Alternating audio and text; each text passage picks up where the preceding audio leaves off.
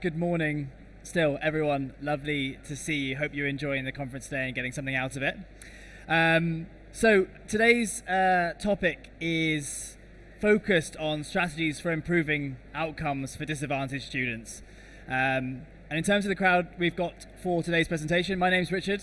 I'm the director here at MyTutor. We've got Josh Jarvis, assistant head teacher at Stratford School Academy, who'll be joining us today, and also Mathieu, the vice principal at the Halley Academy, who'll be sharing some of their insights in terms of what they're doing with their students to recover from COVID, but also more generally for disadvantaged students.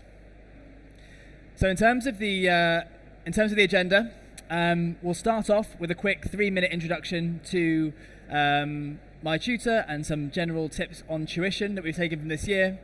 Then we'll look at the presentations from both Josh and Mathieu, who cover a wide range of things that they're doing within their schools and can talk to that more eloquently than I can. And then we might have some room for Q&A. If we do, this is the place to ask questions. You can do it here. You can also grab any of us after the presentation to speak. That's totally fine. Small warning is that actually we might not have the time for Q&A that we thought, because half an hour sort of whips by. So bear with us if we don't have time for that. Okay, so first and foremost, quick introduction to us and sort of why we're here. So MyTutor, we're an online tuition provider. We work with about 1,000 schools across the UK. And I think the important things are here that we're an online provider.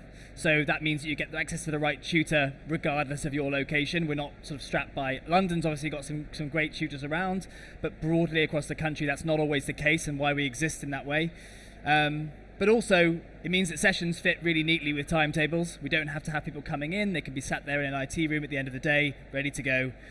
Our tutors are all near peer, so they're either studying or recently graduated at university.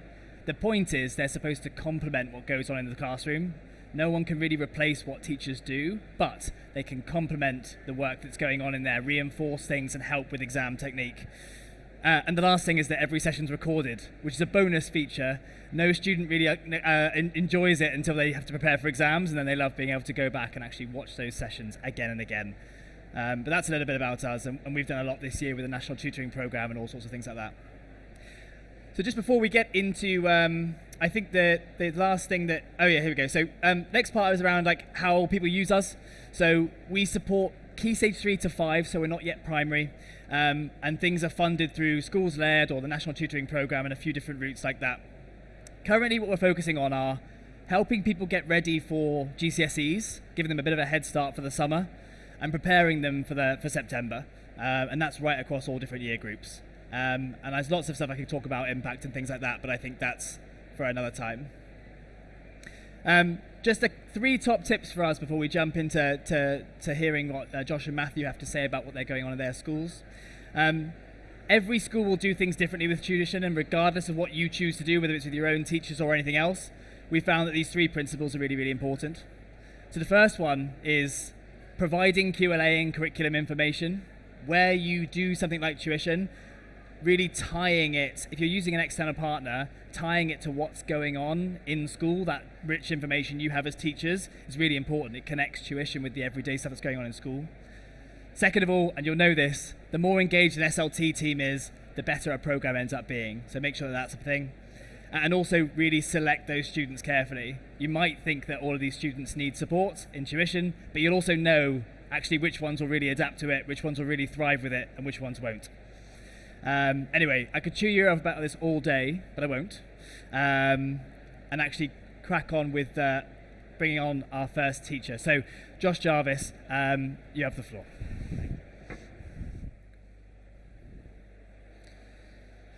Good morning, everyone. As Richard said, my name is Josh Jarvis, assistant head teacher from Stratford School Academy. I'm just going to talk about, as he said, the different ambitious strategies we've used to improve our opportunities for disadvantaged students, but particularly in response to COVID and the lockdowns and the gaps that has provided and the widening gap we've had with our disadvantaged students. So just to give you a bit of context to our school, we're 11 to 16 school in Newham, so we don't have a sixth form, and we have 1,500 students based over 2 mini sites. So what that means is Rather than over a 2-site school where you'd have a Key Stage 3 building and a Key Stage 4 building, each year group is split down the middle. So we have 2 mini sites with 2 sets of staff, with 2 sites about 5 minutes apart. We have 46% of students currently who are pupil premium, and we have a slightly different context to other schools as well, in that we have 2/3 of our student cohort are boys and 1/3 are girls, and that's to do with the different schools in our area.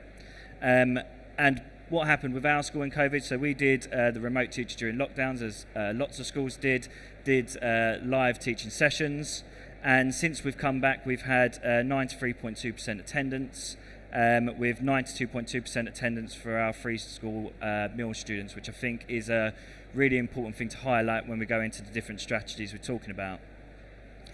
So first of all, when we came back from that lockdown, we had to consider the impact this had particularly on our disadvantaged students. So every subject looked at did assessments with their classes to assess what curriculum gaps had arisen, what knowledge gaps had arisen within the lockdown. And we also did what we call a concern screen, which is basically a few codes where teachers can highlight particular concerns they had with students, so we could highlight any whole school students who had a wider need out of a subject. We did the range of reading tests and CATS tests with GL assessments, and also took on doing the writing age test with no more marking, which gave us some really useful data as well. And our usual assessment and progress data, as well as attendance data. As I mentioned before, our disadvantaged students have got a higher than national attendance, and looking at that, and also looking at the behaviour data, how that had changed out of the lockdowns and out of COVID, and well-being data through surveys was also really important, and informed the range of areas we did as a focus as our approach. So we looked at subject-specific support and interventions, which I'm going to go a bit more into in a second, and also getting students secondary ready was a key thing from us, that transition from year 6 to year 7, and students not being as ready as we would normally expect, and I'll talk a bit more on that in a while. And then also a range of other things that I'll just mention. Literacy, we had to up our reading interventions, our literacy approach, parental engagement to ensure that good attendance from our disadvantaged students. We've had to massively, as I'm sure a lot of schools have, up our well-being and mental health interventions that we're doing with our students as well, and a range of other things as well to help address these gaps in the classroom. So diving in on the subject interventions, we've created this 7-tier approach that we hope to take forward and move forward into the future with, which you don't need to see it, but there's a range of different areas which have your more traditional things like in-class interventions, traditional subject interventions after school, but I'm going to focus in on 3 of the more ambitious and creative things that we've gone with this year. So the first one is creating a Saturday school for our high priority students, the one-to-one online tutoring with the MyTutor program, and also getting the students secondary ready via the Hackney Literacy program. So when we came back from the lockdown, one of our key groups that we found was our high priority students, particularly our disadvantaged high priority students. The gap and their progress was not as near as it has been, and it was a gap that has widened. So when we dug into this was particularly prominent in maths and science, where the key concepts for the more challenging knowledge content was being missed, and it was not enabling them students to get them higher, get the progress that we expect of them. So what we did is we set up a Saturday school. So this was 70 students that come in 2 hours every Saturday. They do an hour of maths and an hour of science, but this is taught in a lecture style. So it's in the assembly hall, and we have one teacher delivering and one teacher supporting. And then this is followed up with an assessment where the students do the assessment online, and teachers identify if they are secure in the topic, consolidating, or not secure, and this is fed back to the teachers. And this has been a really good program. We run it on an 8-week window. We've just started again our next 8-week window leading into the exams, as this is with year 11. And what we found from the mock exams from November to March, this has had on average an increase of 1 grade on their maths scores and their science scores. So that's been really successful. The one-on-one online tutoring, so we do this with MyTutor. We've organised 210 places that occur every week, and this includes a range of disadvantaged students who had knowledge gaps, but these were students that we identified who weren't engaging with exam practice at home. And that was something we got when we did a student feedback focus group about MyTutor with our students. We found that they said that it was really good for exam practice, really good with the near-peer model for helping them get prepared for the exam within that specific subject. And as was mentioned, engaging staff with this was really key, and subject leads were assigned to monitor attendance and the impact of the sessions, and also select them students correctly, deal with any non-attendance, and swap students out if that was appropriate. And then the final thing I'm going to talk about is, as I'm sure lots of schools have we've had a lot of students come in who aren't necessarily secondary ready in many different ways.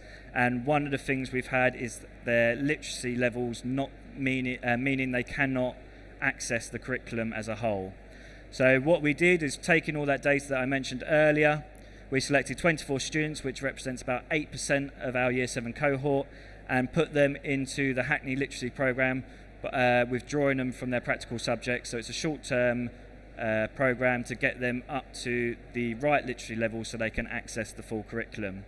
And we've had some great movement with that. So we started the programme in November, and we did a quick snapshot of the data on that first half term from November to January where we ran it, and their reading ages on average within that group have improved by 2 years, 2 months. So that again has been a really impactful approach we've used to try and close some of these gaps and help create some more strategies for our disadvantaged students. So our next steps are to further develop the literacy and reading programs and our reading approach, and also further develop and improve our targeted Tier 1 interventions within the classroom. So making sure that we're directing and doing some more CPD with staff to direct the interventions to our disadvantaged students within the classroom, and how we formalise that and how we create a system for that. And also to embed that 7-tier approach. It's mainly focused on Key Stage 4 at the moment, as obviously they're the most immediate priority out of the lockdown, but we are expanding that into Key Stage 3 and using these approaches across the school next year. So yeah, thank you for listening. I'm Josh Jarvis. My email's there if I have any questions, and I'll pass over now to Mathieu. Good afternoon, everybody. So, as Josh has said, so I'm Matthew Stevens, so I'm one of the vice principals at the Halley Academy. I've been vice principal at the Academy for just over 2 years, and we're part of the Academy's Trust. A bit of context for our Academy, so we're situated in Woolwich, in Greenwich, and if you looked at our IDSR, you would see that we are in quintile 5 for one of the most deprived areas of cohort and situation across the entirety of the UK. Our pupil premium is 31%, with a free school meal percentage of 49%. However, a large amount of our families are nil recourse to public funds, so it's actually about making sure that our students can access the right levels of support for them. We have 75% as an English additional language, and again, students come to us with significantly below English, writing and mathematics levels, and we have around about 18% mobility per year. So in terms of establishing those really strong, powerful relationships with our students, identifying what we need to from our students, actually putting the right interventions in place is really crucial for that. Within our cohort, we've identified 5 key areas that we're focusing on and really ensuring that we're supporting our students with. The first is our pupil agency and autonomy, so actually how our students learn our resilience, their self-belief, their self-worth about themselves. Their attendance and punctuality. We are all educators. We know that if we have students in the building, they're on time and they're maximising the lesson time we have in front of them, we have the skills, we have the specialisms to improve their academic progress. Within that as well, it's that focus on literacy and numeracy. Obviously, we know the impact that COVID's had on students' reading levels and now actually writing levels as well. Where there's such a shift to digital technology, particularly during the pandemic and during lockdown, those soft motor skills of students being able to hold a pen, to be able to write extended essays, particularly for our Year 11s, has had a really serious impact on their ability to apply the understanding and apply the knowledge that they've got. Their welfare, obviously we need to make sure that all of our students are safe, happy and ready to learn. And finally, the resources that they have. So do our students have the right level of learning resources? If not, what can we put in play to support them moving forwards?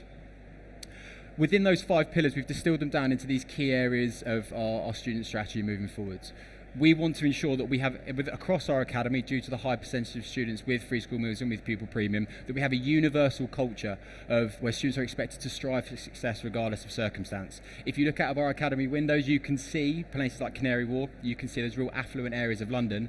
However, some of our students have actually never been to the other side of London, so it's about opening their eyes to the different things that's possible to them and the different opportunities that's available to them. Everything is driven through our curriculum, so we need to make sure that our curriculum is highly sequential. It's rooted in the core, so it's rooted in English and maths, but as well it's ambitious, ensuring that our students have those opportunities to be able to experience different subjects and actually the different resources and the different exciting things that we can deliver through the national curriculum as part of an IB World School that we currently are. We also have a small school model, which I'll talk about later, and that's designed to provide wraparound pastoral care. So it's different to a form system, and it provides sort of a human scale education that our trust, Lee Academy's trust, is really powerful for.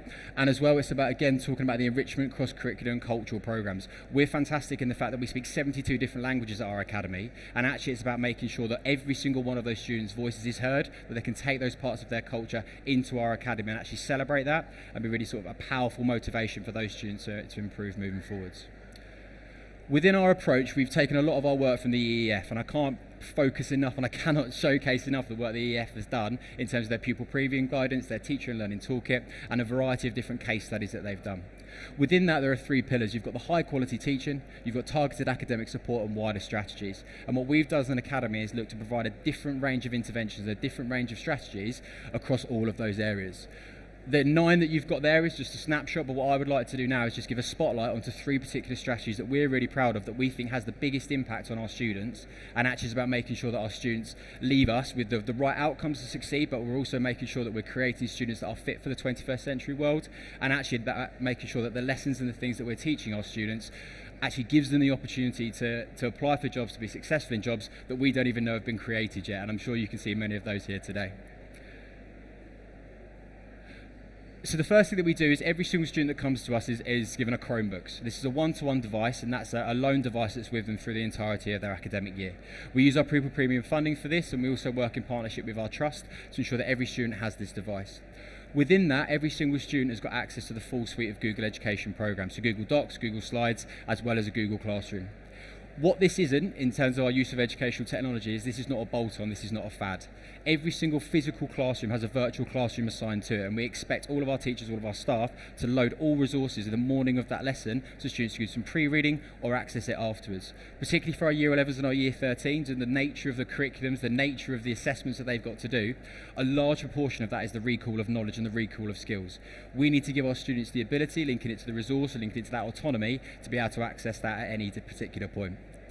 Every single Chrome is integrated into lessons. It does not replace traditional techniques. At the end of Year 11, a student is still expected to write 7 different essays in English. They are still expected to, with a pen, to be able to apply their understanding to mathematical problems.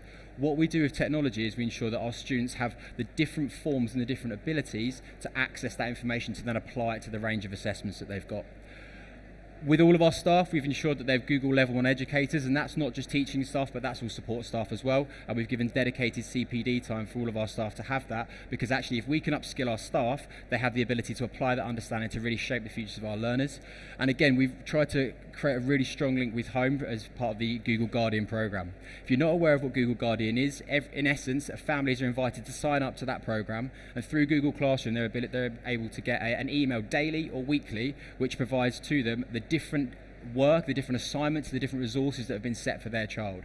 That gives a fantastic link and a direct link to families having those conversations with their parents and their students about actually what did they learn that day, and actually having the ability to see the education their child's going through without having to bombard them with text or RMIS systems such as Bromcom or Sims. Within our teaching and learning, obviously we need to make sure that every single lesson is engaging, is rooted in our curriculum. We know though that the gaps in students' learning have created a huge divide in terms of the students who've academic progress and actually their ability to understand all the vast array of information that they need to. With underpinning that is we've got a variety of different out of our academy hours interventions which support our students to access and close those gaps even further. The first is we have our breakfast session, so our academy is open from 7:30 each day, with lessons starting at 8:30. What we do is we open our academy, we offer students a free breakfast, and they can attend a variety of different intervention sessions. These are primarily knowledge and recall based sessions. They focus on low stakes testing. The reason for that is it gives a short, sharp focus to those students to recall those key elements of knowledge that they can apply for those days. To incentivise it for staff and for students, we give every single person that attends them a free breakfast, because we found that's a really powerful motivator. It also links into that focus on our welfare for our students and ensuring that our students start the day ready to learn. Regardless of their circumstance, they come to us, they're ready to learn, and they're ready to sit for a full 6 hours of learning. Underpinning that, and all of our Year 11s have an extended day, so they have an additional 30 minutes added on to every single one of their lessons at the end for their period 5. We run a series of out-of-academy hours interventions. These are primarily targeted at Key Stage 4 and 5 at the moment, because actually we know that these students have the most recent exams that are going to be coming up. They're going to be assessed at the shortest amount of possible time. These focus on in-lesson examples, and also we have a real strong partnership with MyTutor looking at the virtual tuition.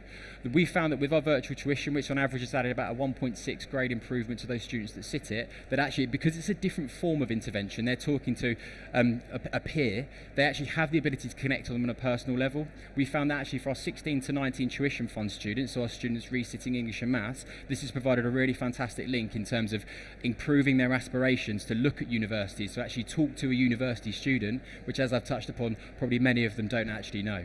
And so these are the different types of interventions that we run. Underpinning the entire academic side, we've got what we call our small school model. This is consistent across the Academies Trust, and you can see the structure on the left-hand side there. In essence, a student, when they come to us in Year 7, is assigned a small school. As a Vice Principal, I'm the head of Turing School, which I'm fiercely competitive of, but actually our role is to provide human scale education to every single one of those students. Students are not taught as a school, so they are not taught as Turing students. However, they're assigned a tie, and we have dedicated what we call small school offices across the academy, where students can go to if they're feeling worried, if they're feeling vulnerable at anything. Our small school administrators and our small school managers are non-teaching roles. There's 3 non-teaching members of staff to support 350 students. Within those areas, there's a dedicated phone line, there's a dedicated email system, so parents and families can connect with their small school to let us know about the smallest detail that we can then resolve as quickly as possible. This also removes the need for burden on particular year groups. So for example, if you're head of a head of year system, your head of Year 11 has a real strong pressure point at the end of the academic year, whereas your head of Year 7 has a really strong pressure point at the start of the year to support that transition programme. What this also allows us to do is to champion the students' needs. So because of our context, we have a vast array of links with external stakeholders, from CAMS to Early Help, which is now FAS, and to our educational psychologists and our counsellor that we have on site. What this enables us to do is to provide that wraparound care that when students are in lessons, they feel safe, they feel supported, and actually we have students that are ready to learn. And we're a real believer that actually the students in the right frame of mind, they can achieve anything, and that's something we're really proud of from there. So underpinning all of this I've talked about, and again, I appreciate these slides will probably be sent out, but there's a vast array of research out there that's always updated. And I think the biggest thing to do with COVID-19 at this moment in time is we're still understanding its effects. We're still understanding the impact, particularly with our primary and our secondary sector.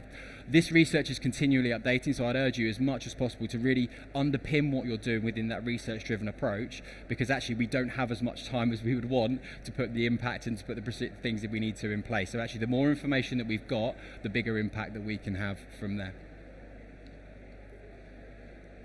So just in summary, I think for us as an academy, for us as the Halley Academy, it's all about your culture. You need to ensure that your disadvantaged students are challenged in the same way as you would expect any other student to, whilst being mindful of the fact that you need to ensure that your curriculum and your resources there to support them so they can achieve what they need to. If you have any additional funding, and at the moment there's lots of funding streams we can tap into, it is all about removing those barriers and about increasing those opportunities. And it's about doing different things, because actually a vast array of our students like to experience new things, they become engaged and enthused by new things, and also your teaching staff do as well, so I would urge that as much as possible.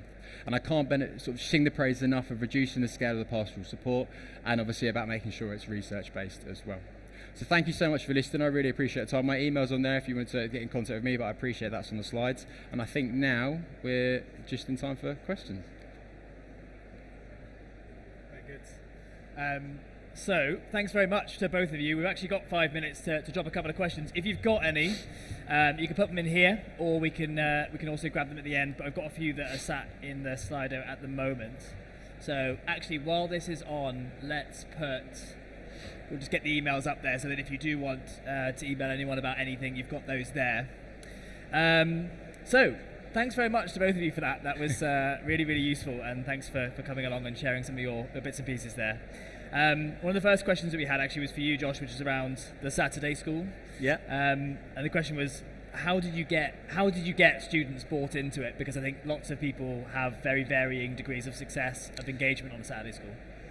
Yeah, well, it was a lot around the parental engagement, and also making this sounds silly, but making this something special. We actually had a situation where, although getting the students there wasn't the problem, we had students knocking down our door asking to come, and that was about, we sent out the letter very much bigging up that this was a great opportunity and that your student has been selected, and that really supported in terms of them getting there in the morning and getting there on the Saturday morning.